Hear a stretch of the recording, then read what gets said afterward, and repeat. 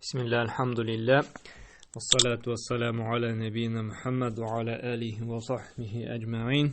Amma ba'd, biz hadis darslari davom etamiz. Ham bugun biz sabırlıqning fazilati turunda, mana balaqaza erishganda agarda biz sabırlıq ko'rsatib Alloh taoladan ajr savob umid etamiz ekan, shu kelgan balaqazaga Allah subhanahu wa ta'ala bizning gunohlarimizni yorliqli ekan. Biz baribizda bilamiz, turmush endi ul biz tilaganchagina bormay, har vaqtda da ko'ngilga bik yotib bitmagan, bizga oshab bitmagan turli problemalarga yo'liqamiz. Unda ko'ngil tushgan vaqtlarda bo'la, og'ritgan chaqlarda bo'la, ulug' qayg'u da kelib keta. Agarda kishi sabr etib, bu bor narsada Alloh taoladan deb, Alloh taolaning taqdiri bilan bo'ladi deb, ham Alloh taolo shu sabr etu hisobini ajr savob umid etar ekan. Alloh subhanahu va taolo shu bala qazo sababli, shu og'irtu sababli bizning gunohlarimizni g'afu eta yorliqli. Menga dalil bo'lib turadi mana bugungi сөйләшә торган хадисыбыз. Ул хадис безнең Buxari һәм Муслим җыентыгында килә торган сахих хадисләрдән булып тора. Абу Хурайрадан риваят ителә. Пәйгамбер саллаллаһу алейһи ва сәллям әйткән: "Ма юсибул муслима мин насабин вала васабин вала хаммин вала хазана вала адаин вала гаммин хатта шаукату يشاككها إلا كثر الله بها من خطاياه." Нәрсәди? Пәйгамбер саллаллаһу алейһи ва сәллям әйткән, мусульманга нәрсә генә ирешсә дә ди, талчыгума ди, берәр узакка сузылган авырумы, шумланумы, берәр хәсрәтме, бәхетсезлекме, улы кайгымы, хәтта ди, шәнешкеле үләннең инәсе кадалса да ди, Аллаһ Таала һич шиксез ди, шушы нәрсә сәбәпле ди, аның гынаһларыннан ди, паклый ди, гафу итә ди, ярлыклый ди. Ягъни, менә бу хадистә күренгәнчә, безгә менә шушы санап киткән авырту булсынмы инде, берәр нәрсәдә бик каты шомлану пәйда булды микән, берәр бәхетсезлеккә юлыктык микән, бәла-каза килде микән, нәрсә генә булмасын, ул безгә бер яктан хәерле дә икән. Әйе, бу хәерлелекне аңлап бетерергә безгә бик авыр. Без аны бәлки тулысынча аңлап та бетерә алмабыз. Әмма кыямәт көнендә без күрәчәкбез, менә шушы безгә килгән бәла-казалар өчен без инде әҗр савапка, гынаһларыбыздан ярлыклауга ирешүебезне күрәчәкбез. Һәм бу сабыр итү дә ул мөмин мусульманның инде ул коралы, төп коралы. Һәм бу хадистә безнең проблемаларга, бәла-казаларга юлыкканда аны җиңел кичерер өчен ярдәм итә торган бер кагыйдә булып тора. Менә мәктәптә укыганда да өйрәнәйк бит, теорема бар, испатлау бар, математикада да бар формула. Һәм шушы формула кулланып төрле авыр мәсьәләләрне чишәбез. Булай бит. Һәм менә бу хадистә үзенә күрә бер тормыш формуласы. Берәр бәла-казага юлыктык икән, аны җиңелрәк чыгыр өчен, шушы проблемадан котылыр өчен без беләбез. Ниндидер гынаһларыбыз аркасында бу бәла-каза килде. وَمَا أَصَابَكُم مِّن مُّصِيبَةٍ فَبِمَا كَسَبَتْ أَيْدِيكُمْ ди. Нәннегенә бәла-каза ирешмәсен ди, ул сезнең эшләп алган гынаһлар сәбәпле ди. Һәм әгәр дә шуны сабыр итеп, түземлегенә зарланмыйча үткәрәбез икән, Аллаһ субханаһу ва тааля безнең гынаһларыбыздан чистарта, арындыра. Һәм бу хадистә Пәйгамбер саллаллаһу алейһи ва сәлләмне бер үзенә күрә бер тәбшир, ягъни шатландыру. Ничек итеп шатландыру? Бер олуг кайгы килде икән, авыр булса да, аны сабыр итеп торырга инде без беләбез. Пәйгамбер шатландырды.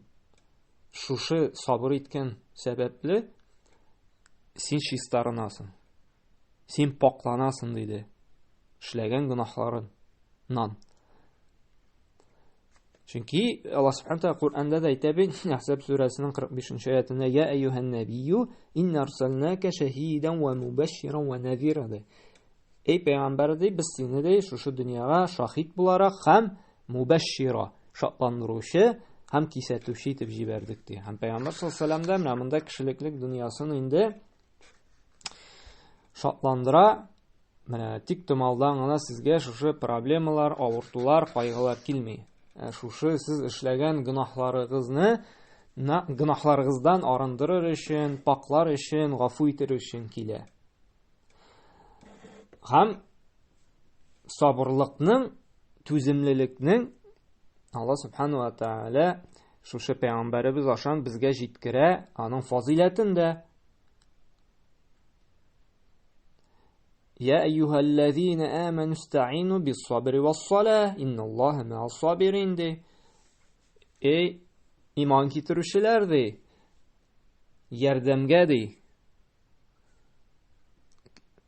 Ярдәм сезгә шушы проблемаларны шишеп чыгарга ди, ярдәмгә, сабырлыкка һәм намазга килегез ди. Ягъни нинди генә сынау булмасын, нинди генә сынау каршында калмыйк.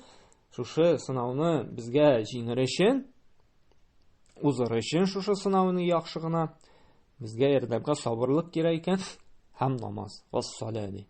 Чөнки менә шундый сөннәт бар, аны кызганыч күп кеше эшләми, бер авырлыкка юлыктың икән, проблема килеп чыкты икән, бәла каза килде икән, тәһарат алып 2 намаз укып куясың икән, Аллаһ Тәгалә күңелеңә тынычлык сала һәм сабыр итәргә ярдәм итә.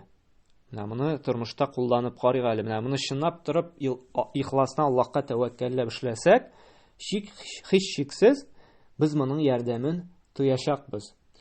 Һәм менә шушы проблемалар туганда, авырта башласак, Аллаһ Тәгаләнең вәгъдәсенә ышанып, түземлелек күрсәтсәк, Аллаһ Субханаһу ва Тааля шушы авыртуыбыз аша безнең гөнаһларыбызны гафу итәчәк. Безнең гөнаһлар бик күп. Чөнки һәрбер адәм баласы хаталы. Бер кеше дә фәрештә түгел. Без һәр вакыт хаталанабыз, гөнаһ кылабыз.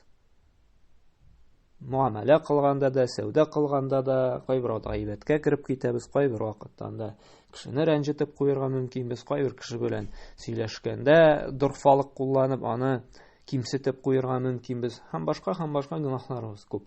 Һәм менә шушы авырту килүләр, кайгы килүләр безне шушы гөнаһларыбыздан арындыра икән. Һәм сабыр булсак, бу сынау Аллаһ Тәгаләдән дип түземлелек күрсәтсәк, зарланмасак, Аллаһ Субханаһу ва Тааля әҗр савабын бирәчәк. Моңа дәлил булып тора Зумар сүрәсенең 10-нчы аяты. Аллаһ Субханаһу ва Тааля әйтә: "Нәрсәдә иннама юваффас-сабируна аҗрахум биғайри хисаб". Дөреслекдә Аллаһ Субханаһу ва Тааля сабыр булучы, түземлелек күрсәткән кешеләргә ди әҗрне ди хисапсыз бирә ди. Әйе, моңа инде нәфесне күнектерергә кирәк. Бер дә җиңел түгел, олы кайгы вакытында зур проблемаларга юлыксак, сабыр булып, түземле генә. Без зарлана башлыйбыз гадәттә. Бүгенге көндә дә без күп зарланабыз, шулай бит. Безгә дөньяда булган вазгыять ошамый, безгә бәяләр ошамый, безгә төрле сәясәт ошамый, без гел зарлануда. Әгәр дә кеше бар нәрсәдә Аллаһ Субханаһу ва Тааля идарәсе астында, Аллаһ Тәгаләдән тәкъдире буенча, мин үземә язган ризыкны ашамыйча бәрабер бу дөньядан китмәячәкмен. Мин Аллаһ Тәгалә миңа язган акчаны эшләп бетермичә Аллаһ хузурына күчмәячәкмен. Нәрсә генә булмасын, барысы да Аллаһ Тәгаләдән дип, үстебездә булган бурычларны эшләп барабыз икән. Телебездән бер дә зарланмыйча, булганына шөкер итеп, ләин шәкәртум ләзидәннәкум ди. Әгәр дә шөкер итсәгез, мин сезгә арттырам ди.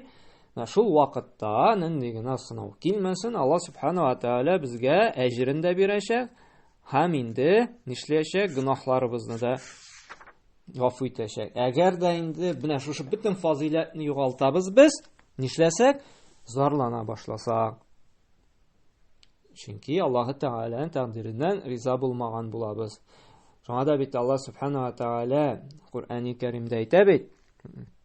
Бакара сүрәсендә Аллаһ Субханаһу ва Тәгалә әйтә бит, әгәр дә мин сезне сынармын ди, 156 аятында әйтә, әгәр дә инде мин мусульманга ди бер бәла-каза ирешсә, аңа ошамаган нәрсә, алар нишләрләр иде? Аллазина иза асабатхум мусибатун қалу инна лиллаһи ва инна илейһи раҗиун ди. Әгәр дә аларга берәр бәла, сынау, авырлык ирешсә ди, алар бар тик әйтерләр ди. Инна лиллаһи, бар нәрсә дә Аллаһтан, һәм бәрбер ахырда кайтасы урыныбыз Аллаһ Тәгаләгә ди. Шуңа күрә бу дөньяда кеше бер ничектә һәр вакытта да рәхәттә үз теләгәнчә генә яши алмый.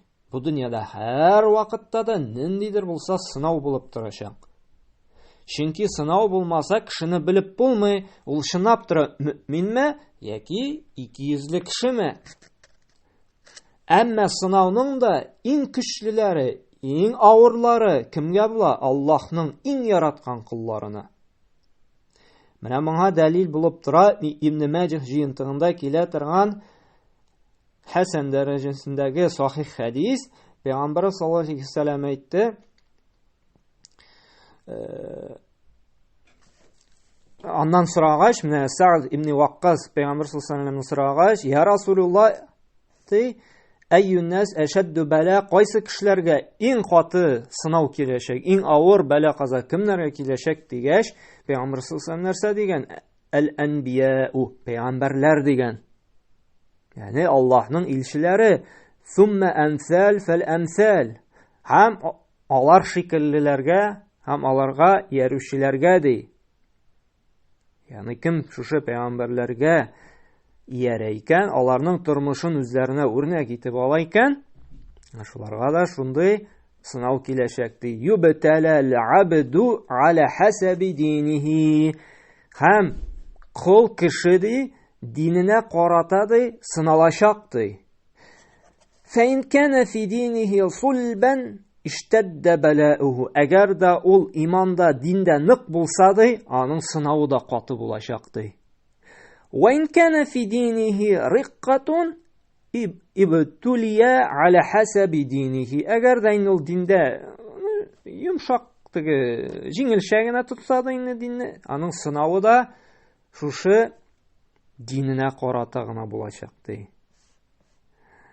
Менә сахабалар, әгәр дә аларга сынау килми башласа, алар борчыла башлаганнар. Нишләп Аллаһ Тәгалә безне онытты микән әллә, хәерлелек теләми микән әллә, безне сынаулар бетте дип. Чөнки без әле менә киләсе дәрестә алачакбыз нинди хәдисне? Менә кемгә Аллаһ Тәгалә хәерлелек тели, ул аңа сынау бирәчәк икән. Без аны киләсе дәрескә алырбыз. Шуңа күрә ансын инде бүген алып тормыйбыз. Һәм тагын өченче фазиләте, менә бу гынахларыбыздан пакланырга арына торган иң көчле сәбәпләрнең берсе булып тора. Әйттек бит инде. Һәрбер кеше хаталы дидек, шулай бит. Изге гамәл кылып та без ул гынахлардан арынып бетә алмаска мөмкинбез. Шуңа күрә Аллаһ Субханаһу ва Тәгалә шушындый сынаулар биреп, безне шушы гынахлардан инде арындыра, чистарта. Һәм менә бер хәдис бар бит әле. Бу бөтен шушы хәдискә килә торган дәлил. Әгәр дә кеше авыртса, безнең сөннәттә дуга бар шундый. Ләбәс тахур иншааллаһ дигән. Мәсәлән, бу хәдис безнең Имам Бухариның Әдәбул Муфрад җыентыгында килә. Ибн Аббастан риваят ителә, әнә Расулуллаһ саллаллаһу алейһи ва сәллям дахала ала аграби аудуху кала وكان النبي صلى الله عليه وسلم إذا دخل على مريض يعوده قال لبس عليك تهون إن شاء الله. Ibn Abbas әйтә, әгәр дә Пәйгамбәр бер бәдәвигә кергән булганды, һәм гомумән авыртуны зиярат кылганда, ул шушындый сүзләр әйтә: ләбәс алейка тахур иншааллаһ ди. Ягъни борчылма, Аллаһ Тәгалә теләсә сине чистартачак, паклыячак дип инде. Ягъни шушы авыртуың сәбәп булачак чистарынуга, паклануга. Ягъни рухи жан чистаруына сәбәп була. Гынахларыннан арынасың. Шуңа күрә менә безне төрле сынауларга юлыксак, бәла-казалар кисәк, менә бу хадис инде тынычландыра. Әйе, авыр. Нәфескә бердә ятышлы түгел. Без гел рәхәтне яратабыз. Гел тынычлык булсын, иминлек, әмма гел алай бер төрле генә була алмый. Чөнки Пәйгамбер саллаллаху алейһи әйтте бит, бу дөньяда ул мөмин мусульманның төрмәсе, төрмәдә берничек рәхәт була алмый. Имансызларга, атеистларга, шушы иманга килмәүчеләргә бу дөнья җәннәт булыр дип. Шуңа күрә мөмин мусульманга берничек тә һәр вакытта монда рәхәт, шатлыклы булып тора алмый. Әле без җәннәттә түгел, җәннәткә кергәч кенә анда бар нәрсәдә рәхәт булачак. Шуңа күрә менә бу дөньяда сынаулар киләчәк. Һәм ул сынау килү сәбәпле без гынахлардан арынабыз, чистарынабыз. Һәм гынахларыбыз әзрәк булган саен, безнең өмет күбрәк җәннәткә эләгергә һәм бәрәкәтле тормыш кичерергә. Чөнки кеше күбрәк гынах кылган саен, гынахка баткан саен, ул бу тормышының бәрәкәте китә. Аның бәрәкәт китә малда да, вакытта да, гаиләдә дә һәм гомумән тормышында да. Изгелекләр кылып күбрәк Аллаһка якынган саен, киресенчә, бәрәкәтне күрә башлыйбыз. Әз генә җитәр-җитмәш хезмәт хакы булса да, ул сиңа бар нәрсәгә дә җитәчәк. Чөнки чыгым булмаячак. Син вакытта да бәрәкәт булачак, бар нәрсәгә дә өлгерә алачаксың. Тормышыңда да бәрәкәт була, балаларың да тәрбияле, акыллы була. Шуңа да гынахлардан аеру, ерагаю, гынахлардан тыелу, изгелеккә омтылу, ул үзебез өчен отышлы, выгодны, русча әйтсәк. Һәм шуңа да без борчылмыйк, нәфесебезне тәрбиялик, нәрсәгә генә юлыксак та, ярар, әлхәмдүлилләһ аля кулли хәл, нәрсә генә булмасын, Аллаһка мактау, Аллаһ Тәгалә чистартсын. Мәсәлән, кеше авырта башласа да, дуга кылык, Раббым бер Аллаһ шушы авыртуың сәбәпле гынахларыңны ярлыкласын, гафу итсен. Шушы сынау аша Аллаһ Субханаһу ва Тәгалә сине бер гынахларын калдырмыйча ярлыклап, гафу итеп җәннәткә кергә сәбәп булсын дип дуа да кылырга кирәк. Шуңа күрә менә нәрсә генә булмасын, нәфесебезне тәрбиялик, борчылмыйк, чөнки нәрсә генә юлыксак та, бу безнең инде гынахларыбыздан аранырга бер сәбәп булып тора. Һәм без киләсе дәрестә дә шушы тагын бер охшашлы шуңа хадис алырбыз. Инде генә бәла-каза ирешсәк тә, бу безнең гынахларыбызны юлуга сәбәп була. Бүгенгә инде шушы бер хадис белән генә чикләнербез. Күп мәгълүмат булса ул истә калмый. Шуңа да әле менә бу хадисне дә уйлап, фикерләп, истә калдырып, иң мөһиме гамәлдә кулланып, шушы проблемаларны җиңел генә кичерергә Аллаһ Субханаһу ва Тәгалә тәүфик бирсен. Субханакаллаһу бихамдик ва ашһаду ан ла илаха илля ант ва астагфирука ва атубу илейк.